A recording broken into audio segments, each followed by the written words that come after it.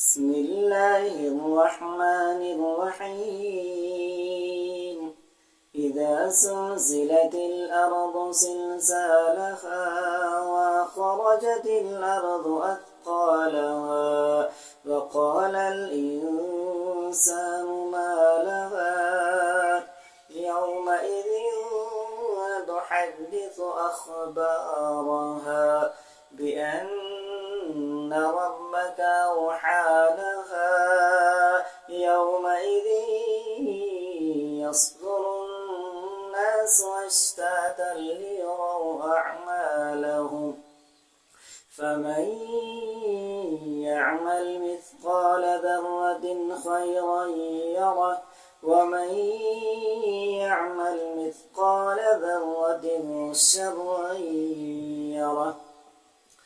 بسم الله الرحمن الرحيم ألم تر كيف فعل ربك بأصحاب الفيل ألم يجعل كيدهم في تضليل وأرسل عليهم طيرا أبابيل ترميهم بحجارة من سجيل فجعلهم كعصف مأكول.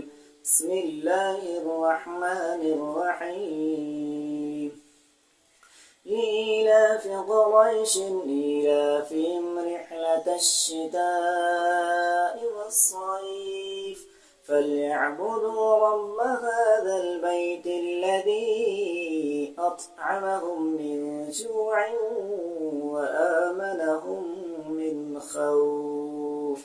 صدق الله